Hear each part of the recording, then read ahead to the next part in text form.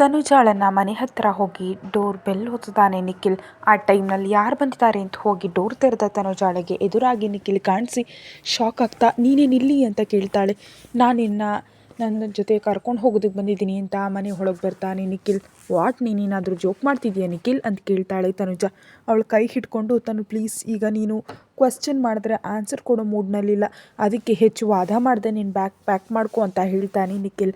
ಆದರೆ ಯಾಕೆ, ಏನಾಯಿತು, ನನ್ನ ಮೇಲೆ ನಂಬಿಕೆ ಇಲ್ವಾ ಅಂತ ತನುಜಾಳ ಕಣ್ಣುಗಳಲ್ಲಿ ನೋಡ್ತಾ ಕೇಳ್ತಾನೆ ನಿಖಿಲ್. ಇದೆ ಅಂತ ತನ್ನ ರೂಮ್ಗೆ ಹೋಗಿ ತನಗೆ ಬೇಕಾದ್ದೆಲ್ಲ ಒಂದು ಬ್ಯಾಗ್ನಲ್ಲಿ ಹಾಕಿ ಕೆಳಗೆ ಬರ್ತಾಳೆ ತನುಜಾಳ ಕೈಗಳಿಂದ ಬ್ಯಾಗ್ ತೆಗೆದುಕೊಂಡು ಅವಳ ಕೈ ಹಿಡ್ಕೊಂಡು ಹೊರಗೆ ಕರ್ಕೊಂಡು ಹೋಗಿ ಕಾರ್ನಲ್ಲಿ ಕೂರಿಸಿ ಅಲ್ಲಿಂದ ಹೊರಡ್ತಾರೆ ಇಬ್ಬರು. ಅವರು ಹಾಗೆ ಹೋದ ಕೂಡಲೇ ಒಂದು ಕಾರ್ ಬಂದು ತನುಜಾಳವರ ಮನೆ ಹತ್ತಿರ ನಿಲ್ಲುತ್ತೆ. ಡೋರ್ ಲಾಕ್ ನೋಡಿ ಕಾರ್ನಲ್ಲಿರೋ ವ್ಯಕ್ತಿ ಯಾರಿಗೋ ಕಾಲ್ ಮಾಡಿ ವಿಷಯ ಹೇಳ್ತಾನೆ. ಅವರು ಏನು ಹೇಳಿದ್ರು ಗೊತ್ತಿಲ್ಲ, ಆದರೆ ಅಲ್ಲಿಂದ ಬಂದವರು ಹಿಂತಿರುಗಿ ಹೋಗ್ಬಿಡ್ತಾರೆ. ಕಾರ್ ಡ್ರೈವ್ ಮಾಡ್ತಾ ಇರೋ ನಿಖಿಲ್ನ ಕಡೆ ನೋಡ್ತಾ, ಈಗಲಾದರೂ ಹೇಳ್ತೀಯಾ ಅಥವಾ ಇಲ್ವಾ, ಅಸಲು ಏನಾಯಿತು ಅಂತ ಕೇಳ್ತಾಳೆ ತನುಜ. ಮಹಾದೇವ್ಗೆ ಮತ್ತು ವಿರಾಟ್ಗೆ ಇರೋ ಜಗಳದ ಬಗ್ಗೆ ನಿನ್ನೊಂದಿಗೆ ಚಂದನ ಹೇಳಿರ್ತಾಳಲ್ವಾ? ಹ್ಞೂ, ಚಂದನ ವಿರಾಟ್ ಜೊತೆ ಇದ್ದಾಳೆ. ನಿಮ್ಮ ಕಾಲೇಜ್ನಲ್ಲಿ ನೀನು ಮಾತ್ರ ಚಂದನ ಜೊತೆ ಮಾತಾಡ್ತಿದ್ಯಾ. ಈ ವಿಷಯ ತಿಳಿದ ಮಹಾದೇವ್ ನಿನ್ನನ್ನು ಟಾರ್ಗೆಟ್ ಮಾಡಿದ್ದಾನೆ. ಅದಕ್ಕೆ ನಿನ್ನ ಸೇಫ್ಟಿಗೋಸ್ಕರ ನಿನ್ನನ್ನು ನನ್ನ ಜೊತೆ ಕರ್ಕೊಂಡು ಹೋಗ್ತಿದ್ದೀನಿ ಅಂತ ಹೇಳ್ತಾನೆ ನಿಖಿಲ್. ಓಕೆ, ಬಟ್ ಮಹಾದೇವ್ ಅಂಕಲ್ಗೆ ವಿರಾಟ್ ಅವ್ರಿಗೆ ಏನಷ್ಟು ಸೇಡು ಅಂತ ಕೇಳ್ತಾಳೆ ತನುಜ. ಟೈಮ್ ಬಂದಾಗ ಎಲ್ಲವೂ ಹೊರಗೆ ಬರುತ್ತೆ, ಅಲ್ಲಿವರೆಗೆ ನಾನು ನಿನ್ನೊಂದಿಗೆ ಯಾವುದೇ ವಿಷಯ ಹೇಳೋದಕ್ಕಾಗೋದಿಲ್ಲ. ನಿಖಿಲ್ ತನ್ನ ಫ್ಲ್ಯಾಟ್ ಹತ್ರ ಕಾರ್ ನಿಲ್ಲಿಸಿ ತನುಜಾಳನ್ನ ಮನೆಯೊಳಗೆ ಕರ್ಕೊಂಡು ಹೋಗಿ ಗೆಸ್ಟ್ ರೂಮ್ ತೋರಿಸಿ ತನ್ನ ರೂಮ್ಗೆ ಹೋಗ್ಬಿಡ್ತಾನೆ.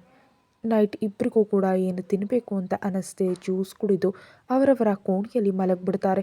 ಮಾರ್ನಿಂಗ್ ಕಣ್ ತೆರೆದ ಚಂದನ ತನ್ನೆದುರಿಗಿರೋ ವಿರಾಟ್ ಕಡೆ ಸ್ವಲ್ಪ ಹೊತ್ತು ನೋಡಿದ ಮೇಲೆ ಅವನ ಕೆನ್ನೆ ಮೇಲೆ ಕೈ ಹಾಕಿ, ಈ ಫೀಲಿಂಗ್ ಏನು ಅಂತ ನನಗೆ ಗೊತ್ತಿಲ್ಲ, ಆದರೆ ಈ ಫೀಲಿಂಗ್ ತುಂಬ ಚೆನ್ನಾಗಿದೆ. ನೀವು ನಿನ್ನೆ ಪ್ರಪೋಸ್ ಮಾಡಿದಾಗ ನನ್ನ ಹಾರ್ಟ್ ಬೀಟ್ ತುಂಬ ಗಟ್ಟಿಯಾಗಿ ರೇಸ್ ಆಯಿತು.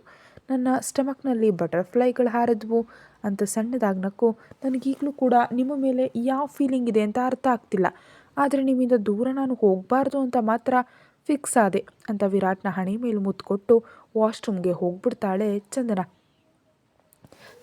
ಹೋದ ತಕ್ಷಣವೇ ವಿರಾಟ್ನ ಮುಖದ ಮೇಲೆ ಒಂದು ಹ್ಯಾಪಿ ಸ್ಮೈಲ್ ಬಂದು ಸೇರುತ್ತೆ. ವಾಶ್ರೂಮ್ನಿಂದ ಹೊರಗೆ ಬಂದ ಚಂದನಾಳಿಗೆ ವಿರಾಟ್ ಆ ಕೋಣೆಯಲ್ಲಿ ಇಲ್ಲದಿರೋದ್ರಿಂದ ಮಿರರ್ ಹತ್ರ ನಿಂತು ರೆಡಿ ಆಗ್ತಾಳೆ.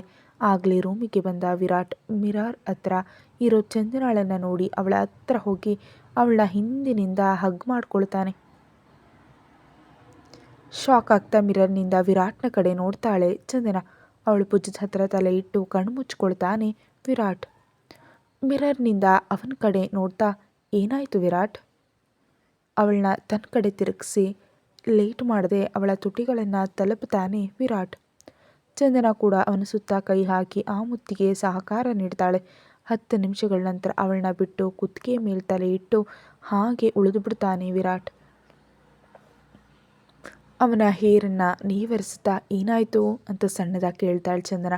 ತಲೆ ಎತ್ತಿ ಅವಳ ಕಣ್ಣುಗಳಲ್ಲಿ ನೋಡ್ತಾ, I love you sweetheart, ನಿನ್ನನ್ನು ಬಿಟ್ಟು ಎಲ್ಲಿಗೂ ಹೋಗೋದಿಲ್ಲ ಅಲ್ವಾ ಅಂತ ಕೇಳ್ತಾನೆ ವಿರಾಟ್. ಇಲ್ಲ ಅಂತ ಒಂದು ಸೆಕೆಂಡ್ ಕೂಡ ವೇಸ್ಟ್ ಮಾಡದೆ ಹೇಳ್ತಾಳೆ ಚಂದನ. ಆ ಮಾತಿಗೆ ಹ್ಯಾಪಿ ಸ್ಮೈಲೊಂದಿಗೆ ಅವಳನ್ನ ಹಗ್ ಮಾಡ್ಕೊಳ್ತಾನೆ ವಿರಾಟ್. ಸ್ವಲ್ಪ ಹೊತ್ತಿನ ನಂತರ ಅವನಿಂದ ದೂರ ಸರಿದು ಕಾಲೇಜ್ಗೆ ಲೇಟ್ ಆಗುತ್ತೆ ಅಂತ ಚಂದನ ಹೇಳಿದ ಕೂಡಲೇ ಹ್ಞೂ ಅಂತ ಅಲ್ಲಿಂದ ವಾಶ್ರೂಮ್ಗೆ ಹೋಗ್ತಿರೋ ವಿರಾಟನ್ನು ಕರೀತಾಳೆ ಚಂದನ. ಹಿಂದಕ್ಕೆ ತಿರುಗಿ ಅವಳ ಕಡೆ ನೋಡ್ತಾನೆ. ಅದು ನಾನು ಇವತ್ತು ನೈಟ್ ತನುಜಾಳೊಂದಿಗೆ ಅವ್ರ ಮನೇಲಿರ್ಬೋದಾ?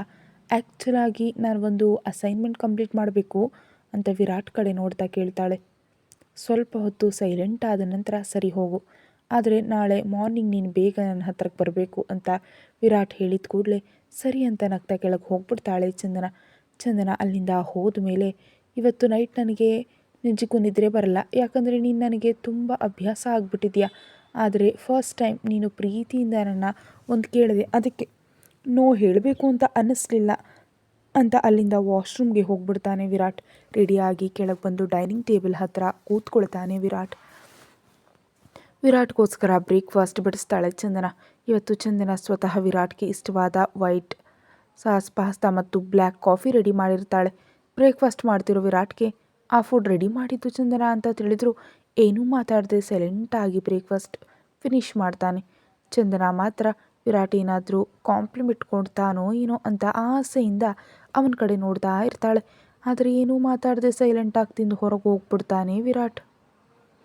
ನಿಜವಾಗಿಯೂ ರಾಕ್ಷಸ ಅಂತ ಗುರ್ರಾಗಿ ಅವನ ಕಡೆ ನೋಡ್ತಾ ಅವನ ಹಿಂದೆಯೇ ಹೋಗ್ತಾಳೆ ಚಂದನ.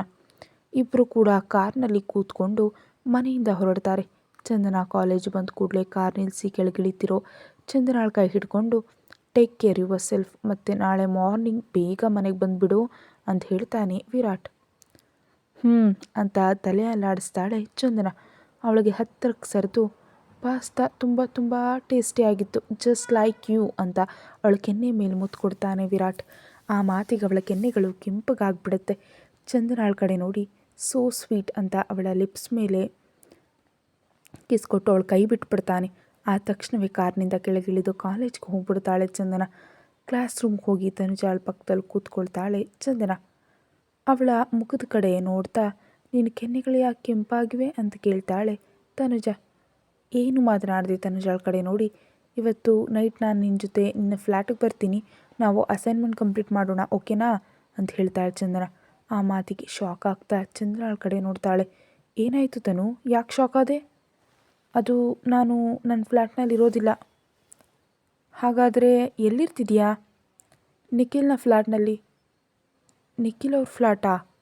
ಗಟ್ಟಿಯಾಗಿ ಉಸಿರು ತೆಗೆದುಕೊಂಡು ನೆನ್ನೆ ನಿಖಿಲ್ ಬಂದಾಗಿಂದ ತನುಜಾ ಅವರ ಮನೆಗೆ ಹೋಗೋವರೆಗೆ ಎಲ್ಲವೂ ಡೀಟೇಲಾಗಿ ಹೇಳ್ತಾಳೆ. ಎಲ್ಲವೂ ಕೇಳಿದ ಚಂದನ, ನನ್ನಿಂದ ನೀನು ಪ್ರಾಬ್ಲಮ್ ಫೇಸ್ ಮಾಡ್ತಿದ್ಯಾ ಅಂತ ಡಲ್ಲಾಗಿ ಹೇಳ್ತಾಳೆ. ನಿನ್ನಿಂದ ಏನಿಲ್ಲ, ನೀನು ಹೆಚ್ಚು ಯೋಚಿಸ್ಬೇಡ. ನಾವು ಈವ್ನಿಂಗ್ ನಿಖಿಲ್ ಅವರ ಫ್ಲ್ಯಾಟ್ನಲ್ಲಿ ಸೇರಿ ಇರ್ತೀವಿ, ನಮ್ಮ ಅಸೈನ್ಮೆಂಟ್ ಕಂಪ್ಲೀಟ್ ಮಾಡ್ತೀವಿ ಓಕೆ ಅಂತ ನಗ್ತಾ ಹೇಳ್ತಾಳೆ ತನುಜಾ. ಹಾಂ ಓಕೆ ಅಂತ ಹೇಳ್ತಾಳೆ ಚಂದನ. ನಿಖಿಲ್ನ ಕಡೆ ನೋಡ್ತಾ, ಇವತ್ತು ಚಂದನ ನಿನ್ನ ಫ್ಲ್ಯಾಟ್ನಲ್ಲಿ ತನುಜಾಳೊಂದಿಗೆ ಇರ್ತಾಳೆ. ಅವರಿಬ್ಬರು ಏನೋ ಅಸೈನ್ಮೆಂಟ್ ಕಂಪ್ಲೀಟ್ ಮಾಡಬೇಕಂತೆ. ಜಾಗರೂಕತೆಯಿಂದ ನನ್ನ ಚಂದನಾಳನ್ನು ನೋಡ್ಕೊ. ಯಾವುದೇ ರೀತಿಯ ಕೇರ್ಲೆಸ್ಸನ್ನು ನಾನು ಬೇರ್ ಮಾಡೋದಿಲ್ಲ ಚಂದನಾಳ ವಿಷಯದಲ್ಲಿ ಅಂತ ಸೀರಿಯಸ್ ಆಗಿ ಹೇಳ್ತಾನೆ ವಿರಾಟ್. ಏನೂ ಪ್ರಾಬ್ಲಮ್ ಆಗೋದಿಲ್ಲ ವಿರಾಟ್, ಚಂದನ ತುಂಬ ಸೇಫಾಗಿರ್ತಾಳೆ, ಡೋಂಟ್ ವರಿ ಅಂತ ಹೇಳ್ತಾನೆ ನಿಖಿಲ್. ಆಗಲೇ ವಿರಾಟ್ನ ಸೆಲ್ ರಿಂಗ್ ಆಗುತ್ತೆ. ಕಾಲ್ ರಿಸೀವ್ ಮಾಡಿ ಮಾತನಾಡಿದ ನಂತರ ವಿರಾಟ್ನ ಮುಖದಲ್ಲಿ ಒಂದು ರೀತಿಯ ಡೆವಿಲ್ ಸ್ಮೈಲ್ ಬಂದು ಸೇರುತ್ತೆ. ಏನಾಯಿತು ವಿರಾಟ್? ಆ ಮೋಹನ್ ರಾವ್ ನಾಳೆ ಒಂದು ಡೀಲ್ಗೋಸ್ಕರ ಟೆಂಡರ್ ಹಾಕಿದಾನಂತೆ, ಆ ಡೀಲ್ ಕ್ಯಾನ್ಸಲ್ ಆಗಬೇಕು ಅಂತ ನಿಖಿಲ್ನ ಕಡೆ ನೋಡ್ತಾ ಹೇಳ್ತಾನೆ ವಿರಾಟ್. ಓಕೆ ಅಂತ ನಿಖಿಲ್ ಅಲ್ಲಿಂದ ಹೋದ್ಮೇಲೆ ವರ್ಕ್ನಿಂದೆ ಆ ದಿನ ಇಡೀ ಕಳೆದು ಹೋಗ್ತಾನೆ. ಈವ್ನಿಂಗ್ ಮನೆಗೆ ಹೋದ ವಿರಾಟ್ಗೆ ತನ್ನ ರೂಮ್ ಅಸಲು ಇಷ್ಟ ಆಗೋದಿಲ್ಲ. ತುಂಬ ಖಾಲಿಯಾಗಿರುತ್ತೆ. ವಾಶ್ರೂಮ್ಗೆ ಹೋಗಿ ಫ್ರೆಶ್ ಆಗಿ ತನ್ನ ಲ್ಯಾಪ್ಟಾಪ್ ತೆಗೆದುಕೊಂಡು ಸೋಫಾದಲ್ಲಿ ಕೂತ್ಕೊಂಡು ವರ್ಕ್ ಮಾಡೋದಕ್ಕೆ ಶುರು ಮಾಡ್ತಾನೆ.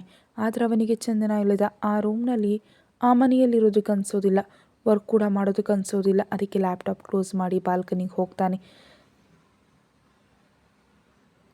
ತನು ಯಾವಾಗ ಮನೆಗೆ ಬಂದರೂ ಕೂಡ ಚಂದನ ಇಲ್ಲಿಯೇ ನಿಂತು ಆಕಾಶದ ಕಡೆ ನೋಡ್ತಿರೋದು ನೆನಪಾದ ಕೂಡಲೇ, ನೀನಿಲ್ಲದೆ 1 ಅವರ್ ಕೂಡ ನಾನು ಇರೋದಕ್ಕಾಗ್ತಾ ಇಲ್ಲ, ನಾಳೆ ಮಾರ್ನಿಂಗ್ಗೆ ವರೆಗೂ ಹೇಗಿರಲಿ ಚಂದನ ಅಂತ ಮನಸ್ಸಿನಲ್ಲಿ ಅಂದ್ಕೊಳ್ತಾನೆ ವಿರಾಟ್. ನಿಖಿಲ್, ತನುಜ, ಚಂದನ ಮೂವರು ಡಿನ್ನರ್ ಮಾಡಿದ ಮೇಲೆ ನಿಖಿಲ್ ತನ್ನ ಕೋಣೆಗೆ ಹೋಗ್ಬಿಡ್ತಾನೆ. ಚಂದನ ಮತ್ತು ತನುಜ ಕುಳಿತು ಅಸೈನ್ಮೆಂಟ್ ರೆಡಿ ಮಾಡ್ತಿರ್ತಾರೆ. ಚಂದನಾಳಿಗೆ ವಿರಾಟ್ ತುಂಬ ನೆನಪಾಗ್ತಿರ್ತಾನೆ. ಒಂದು ಸಾರಿ ವಿರಾಟ್ಗೆ ಕಾಲ್ ಮಾಡಿ ಮಾತನಾಡಿದ್ರೆ ಚೆನ್ನಾಗಿರ್ತಿತ್ತು ಅಂತ ಅನಿಸುತ್ತೆ. ಆದರೆ ಏನು ಮಾತಾಡಬೇಕು, ನಿಜಕ್ಕೂ ಮಾತಾಡೋದಕ್ಕೇನಿದೆ ನಮ್ಮ ನಡುವೆ ಅಂತ ಯೋಚಿಸ್ತಾ ಕಾಲ್ ಮಾಡದೆ ತನ್ನ ವರ್ಕ್ನಲ್ಲಿ ತಾನು ಬ್ಯುಸಿ ಆಗಿಬಿಡ್ತಾಳೆ. ಆಗಲೇ ತುಂಬ ಗಟ್ಟಿಯಾಗಿ ಮಳೆ ಶುರುವಾಗಿದ್ದರಿಂದ ವಿಂಡೋ ಹತ್ರ ಹೋಗಿ ಹೊರ ಕೈ ಹಾಕಿ ಮಳೆಯೊಂದಿಗೆ ಆಟ ಆಡ್ತಾಳೆ ಚಂದನ. ಅವೆಲ್ಲವೂ ನಂತರ ಮಾಡ್ಬೋದು, ಮೊದಲು ಅಸೈನ್ಮೆಂಟ್ ಕಂಪ್ಲೀಟ್ ಮಾಡೋಣ ಬಾ ಅಂತ ತನುಜ ಕರೆದ ಕೂಡಲೇ ಹಾಂ ಅಂತ ಅಸೈನ್ಮೆಂಟ್ ಮಾಡ್ತಾ ಐ ಮಿಸ್ ಯು ವಿರಾಟ್ ಅಂತ ಅಂದ್ಕೊಳ್ತಾಳೆ ಮನಸ್ಸಿನಲ್ಲಿ. ಬಾಲ್ಕನಿಯಿಂದ ಮಳೆ ಕಡೆ ನೋಡ್ತಾ ಸ್ವಲ್ಪ ಹೊತ್ತು ಅಲ್ಲೇ ಇದ್ದು ಮೇಲೆ ಪೇಂಟಿಂಗ್ ರೂಮ್ಗೆ ಹೋಗ್ತಾನೆ ವಿರಾಟ್.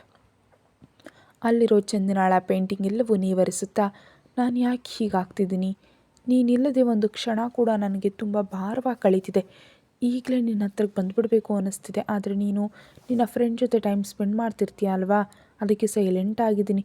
ನಿಜಕ್ಕೂ ನಾನು ನೆನಪಾಗ್ತಿದ್ದೀನಿಯಾ ನಿನಗೆ ಅಂತ ಯೋಚಿಸ್ತಾ I miss you sweetheart. ನಾಳೆ ನೀನು ನನ್ನ ಹತ್ರಕ್ಕೆ ಬಂದ ಮೇಲೆ ಇನ್ನೆಂದಿಗೂ ನಿನ್ನನ್ನು ಎಲ್ಲಿಗೂ ಬಿಡೋದಿಲ್ಲ. ನನ್ನ ಹತ್ರವೇ ಇರಿಸಿ ಪ್ರತಿ ಕ್ಷಣ ನಿನ್ನನ್ನು ನೋಡ್ತಾ ಬದುಕ್ಬಿಡ್ತೀನಿ ಅಂತ ಆ ಪೇಂಟಿಂಗ್ ಇರೋ ರೂಮ್ನಲ್ಲಿ ಹಾಗೆ ನೈಟ್ ಇಡೀ ಕಳೆದ್ಬಿಡ್ತಾನೆ ವಿರಾಟ್. ಚಂದನ ಮಾರ್ನಿಂಗ್ ಬೇಗ ಎದ್ದು ಹಾಲ್ಗೆ ಹೋಗ್ತಾಳೆ. ಅಲ್ಲಿಯೇ ಡೈನಿಂಗ್ ಟೇಬಲ್ ಹತ್ರ ಕೂತಿರೋ ನಿಖಿಲ್ಗೆ ಮತ್ತು ತನುಜಾಳಿಗೆ ಗುಡ್ ಮಾರ್ನಿಂಗ್ ಹೇಳಿ ಡೈನಿಂಗ್ ಟೇಬಲ್ನಲ್ಲಿ ಕೂತ್ಕೊಂಡು ತುಂಬ ಬೇಗ ಬೇಗ ಬ್ರೇಕ್ಫಾಸ್ಟ್ ತಿಂತಾಳೆ. ಏನಾಯಿತು ಚಂದನ, ಯಾಕಷ್ಟು ಬೇಗ ಬ್ರೇಕ್ಫಾಸ್ಟ್ ಮಾಡ್ತಿದ್ಯಾ? ನಿಖಿಲ್ ಅವರೇ, ನನಗೆ ಟೈಮ್ ಇಲ್ಲ, ನಾನು ಬೇಗ ಮನೆಗೆ ಹೋಗಬೇಕು. ವಿರಾಟ್ ಅವರು ಬೇಗ ಬರೋದಕ್ಕೆ ಹೇಳಿದ್ರು, ಲೇಟ್ ಆದರೆ ಮತ್ತೆ ಅವರು ಆಫೀಸ್ಗೆ ಹೋಗ್ಬಿಡ್ತಾರೆ ಅಂತ ಹೇಳ್ತಾಳೆ ಚಂದನ. ಏನು ಮಾಯೇ ಮಾಡಿದೆ, ಚಂದನ ನಿನಗೋಸ್ಕರ ಅಷ್ಟೆಲ್ಲ ಆಡಿ ಹೋಗ್ತಿದ್ದಾಳೆ ಅಂತ ಮನಸ್ಸಲ್ಲಿ ಅಂದ್ಕೊಳ್ತಾನೆ. ಬ್ರೇಕ್ಫಾಸ್ಟ್ ಮಾಡಿ ಓಕೆ ತಾನು, ನಾನು ಇನ್ನು ಹೊರಡ್ತೀನಿ, ನಾವು ಕಾಲೇಜಿನಲ್ಲಿ ಮೀಟ್ ಆಗೋಣ ಅಂತ ತನ್ನ ಬ್ಯಾಗ್ ತೆಗೆದುಕೊಂಡು ಸ್ಪೀಡಾಗಿ ಹೊರಗೆ ಹೋಗ್ತಾಳೆ. ಹೊರಗೆ ತನಗೋಸ್ಕರ ವೆಯ್ಟ್ ಮಾಡ್ತಿರೋ ಕಾರ್ನಲ್ಲಿ ಕೂತ್ಕೊಂಡು ಬೇಗ ಹೋಗಿ ಪ್ಲೀಸ್ ಅಂತ ಡ್ರೈವರ್ಗೆ ಕೂಡ ಕೇಳ್ಕೊತಾಳೆ. ಡ್ರೈವರ್ ಕಾರ್ ಸ್ಟಾರ್ಟ್ ಮಾಡಿದ ಕೂಡಲೇ ನಿಮ್ಮನ್ನು ಬಿಟ್ಟು ಹೋಗಬೇಕು ಅಂತ ಒಂದು ಕಾಲದಲ್ಲಿ ಅಂದ್ಕೊಂಡೆ, ಆದರೆ ನೀವಿಲ್ಲದೆ ನಾನು ನಿಜಕ್ಕೂ ಇರೋದಕ್ಕೆ ಆಗ್ತಾ ಇಲ್ಲ ವಿರಾಟ್, ನಿಮ್ಮ ಹತ್ರಕ್ಕೆ ಬರ್ತಿದ್ದೀನಿ ಅಂತ ಹ್ಯಾಪಿಯಾಗಿ ನಗ್ತಾ ಅಂದ್ಕೊಳ್ತಾಳೆ ಚಂದನ.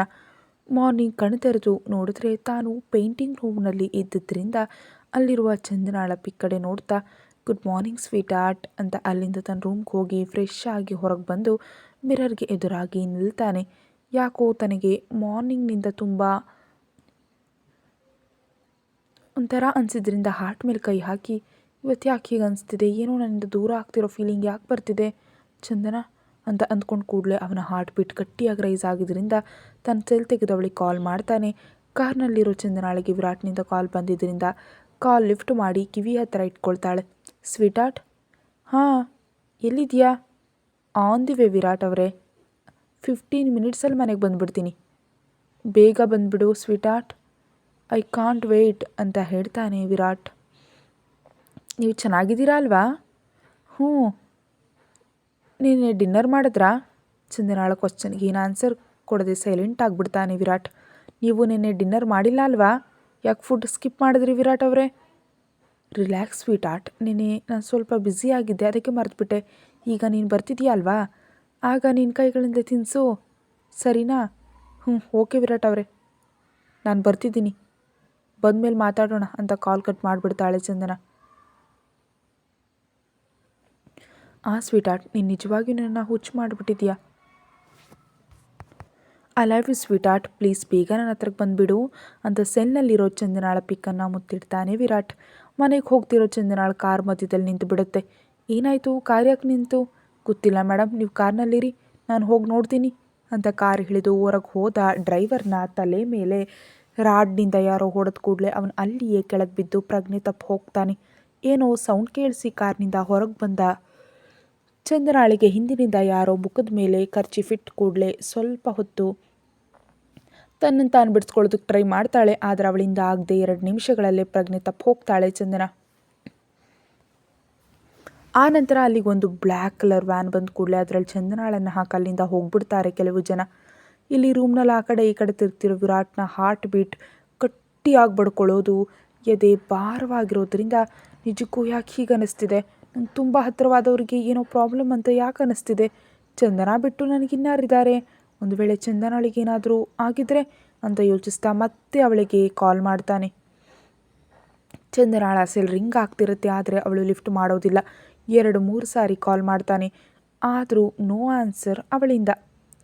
ಚಂದನ, ಕಾಲ್ ಯಾಕೆ ಲಿಫ್ಟ್ ಮಾಡ್ತಿಲ್ಲ, ಮನೆಗೆ ಬಂದುಬಿಡ್ಬೇಕು, ಇನ್ನೂ ಬಂದಿಲ್ಲ ಯಾಕೆ ಅಂತ ಯೋಚಿಸ್ತಾ ನಿಖಿಲ್ಗೆ ಕಾಲ್ ಮಾಡ್ತಾನೆ. ಹಲೋ ವಿರಾಟ್, ಚಂದನಾಳ ಹಿಂದೆ ಗಾರ್ಡ್ಸ್ಗಳು ಇದಾರೋ ಇಲ್ವೋ? ವಿರಾಟ್ ಅಷ್ಟು ಕೋಪವಾಗಿ ಕೇಳಿದ್ರಿಂದ ನಿಖಿಲ್ಗೆ ಏನೋ ಡೌಟ್ ಬಂದು ಸ್ವಲ್ಪ ಹೊತ್ತು ಸೈಲೆಂಟ್ ಆದ ನಂತರ ಇಲ್ಲ ವಿರಾಟ್, ಚಂದನಾಳ ಕಾರ್ ಹಿಂದೆ ಯಾವ ಗಾರ್ಡ್ಸ್ಗಳು ಇಲ್ಲ ಅಂತ ಹೇಳ್ತಾನೆ. ನಿನ್ನ ಬ್ರೈನ್ ವರ್ಕ್ ಮಾಡ್ತಿದೆಯೋ ಇಲ್ವೋ?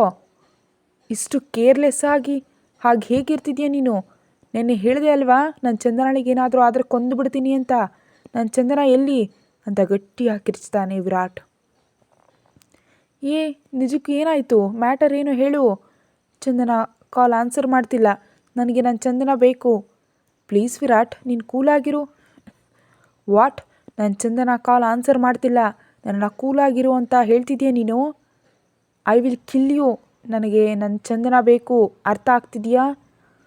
ರಿಲ್ಯಾಕ್ಸ್ ವಿರಾಟ್, ಚಂದನಾಳಿಗೇನೂ ಆಗೋದಿಲ್ಲ ಅಂತ ಹೇಳ್ತಿರೋ ನಿಖಿಲ್ನ ಕಾಲ್ ಕೋಪವಾಗಿ ಕಟ್ ಮಾಡಿಬಿಡ್ತಾನೆ ವಿರಾಟ್. ಎಲ್ಲಿದೆಯಾ ಚಂದನ ಅಂತ ತಕ್ಷಣವೇ ಆನಂದ್ಗೆ ಕಾಲ್ ಮಾಡ್ತಾನೆ ವಿರಾಟ್. ಹಲೋ ಬಾಸ್, ನನಗೆ ಚಂದನಾಳ ಲೊಕೇಶನ್ ಇನ್ ಸೆಕೆಂಡ್ನಲ್ಲಿ ಬೇಕು. ಕಮಾನ್ ಹರಿಯಪ್ ಅಂತ ವಿರಾಟ್ನ ವಾಯ್ಸ್ಗೆ ಓಕೆ ಬಾಸ್ ಅಂತ ಕಾಲ್ ಕಟ್ ಮಾಡಿಬಿಡ್ತಾನೆ ಆನಂದ್. ಮನೆಯಿಂದ ಸ್ಪೀಡಾಗಿ ಹೊರಗೆ ಹೋಗಿ ಕಾರ್ನಲ್ಲಿ ಕೂತ್ಕೊಂಡು ಸ್ಪೀಡಾಗಿ ಡ್ರೈವ್ ಮಾಡ್ತಾ ಅಲ್ಲಿಂದ ಹೊರಡ್ತಾನೆ ವಿರಾಟ್. ನನ್ನ ಚಂದನಾಳಿಗೆ ಏನಾದರೂ ಆದರೆ ನಾನು ಯಾರನ್ನು ಬಿಡೋದಿಲ್ಲ, ಸರ್ವನಾಶ ಮಾಡಿಬಿಡ್ತೀನಿ ಅಂತ ಕೋಪವಾಗಿ ಹೇಳ್ತಾನೆ ವಿರಾಟ್. ಆ ಟೈಮ್ನಲ್ಲಿ ಅವನ ಕಣ್ಣುಗಳು ಕೋಪದಿಂದ ಅಗ್ನಿಕುಂಡದಂತೆ ಉರಿದು ಹೋಗ್ತಿರುತ್ತೆ. 5 ನಿಮಿಷಗಳಲ್ಲಿಯೇ ವಿರಾಟ್ನ ಸೆಲ್ಗೆ ಆನಂದ್ ಕಳಿಸಿದ ಚಂದನ ಇರುವ ಲೊಕೇಶನ್ ಬರುತ್ತೆ. ಆ್ಯಕ್ಚುಲ್ ಆಗಿ ಚಂದನಾಳ ಕುತ್ತಿಗೆಯಲ್ಲಿರೋ ಕಪ್ಪು ಮಣಿಗಳಲ್ಲಿ ಟ್ರ್ಯಾಕರ್ ಫಿಕ್ಸ್ ಮಾಡಿರ್ತಾನೆ ವಿರಾಟ್. ಯಾಕಂದರೆ ಯಾವಾಗಲಾದರೂ ಚಂದನ ಅಲ್ಲಿಂದ ಓಡಿ ಹೋಗ್ಬೋದು ಅಥವಾ ಮಹದೇವ್ ಚಂದನಾಳನ್ನು ವಿರಾಟ್ನಿಂದ ದೂರ ಮಾಡ್ಬೋದು. ಅದಕ್ಕೆ ಯಾವುದೇ ರೀತಿಯ ರಿಸ್ಕ್ ತೆಗೆದುಕೊಳ್ಬಾರ್ದು ಅಂತ ಮೊದಲೇ ಹಾಗೆ ಪ್ಲ್ಯಾನ್ ಮಾಡಿರ್ತಾನೆ ವಿರಾಟ್. ಲೊಕೇಶನ್ ಕಡೆ ನೋಡ್ತಾ ತುಂಬ ದೊಡ್ಡ ತಪ್ಪು ಮಾಡಿದ್ಯಾ ಅಂತ ಅಲ್ಲಿಂದ ಸ್ಪೀಡಾಗಿ ಡ್ರೈವ್ ಮಾಡ್ತಾ ನುಗ್ತಾನೆ ವಿರಾಟ್. ಒಂದು ಸ್ಥಳದಲ್ಲಿ ಚಂದನಾಳನ್ನು ಚೇರ್ಕಟ್ ಹಾಕಿರ್ತಾರೆ. ಸಣ್ಣ ಸಣ್ಣದ ಕಣ್ಣು ತೆರೆದು ನೋಡ್ತಾಳೆ. ಸುತ್ತ ನೋಡಿದ ಚಂದನ ಭಯದಿಂದ ನಡಗೆ ಹೋಗ್ತಾಳೆ. ಅವಳ ಸುತ್ತ ತುಂಬ ಬಾಕ್ಸ್ಗಳಿರುತ್ತೆ. ಅದು ಒಂದು ಫ್ಯಾಕ್ಟರಿ ಅಂತಿರುತ್ತೆ. ಸ್ವಲ್ಪ ಕತ್ತಲಾಗಿರುತ್ತೆ. ಹೊರಗಿನಿಂದ ಬರೋ ಬೆಳಕು ಬಿಟ್ಟು ಯಾವುದೇ ಒಂದು ಲೈಟಲ್ಲಿ ಇರೋದಿಲ್ಲ. ಅಲ್ಲಿ ಯಾರು ಕೂಡ ಮನುಷ್ಯರಿಲ್ಲದಿರೋದ್ರಿಂದ ತನ್ನ ಕೈಗೆ ಹಗ್ಗದ ಗಂಟು ಬಿಚ್ಚಲು ಟ್ರೈ ಮಾಡ್ತಾಳೆ. ಒಂದು ಕೈಗೆ ಹಗ್ಗ ಬಿಚ್ಚಿದ ಮೇಲೆ 2ನೇ ಕೈಗೆ ಕೂಡ ಹಗ್ಗ ತೆಗೆದು ಬೇಗ ತನ್ನ ಕಾಲುಗಳಿರೋ ಹಗ್ಗ ಕೂಡ ಬಿಚ್ಚಿ ಚೇರ್ನಿಂದ ಎದ್ದು ಹೊರಗೆ ಹೋಗ್ಬಿಡ್ಬೇಕು ಅಂತ ಅಂದ್ಕೊಂಡ ಚಂದನಾಳಿಗೆ ಅವಳ ಎದುರಿಗಿರುವ ಅವನನ್ನು ನೋಡಿ ಅವಳ ಹೆಜ್ಜೆಗಳು ಅಲ್ಲಿಯೇ ನಿಂತು ಬಿಡುತ್ತೆ. ಕತೆ ಮುಂದುವರಿಯುತ್ತೆ.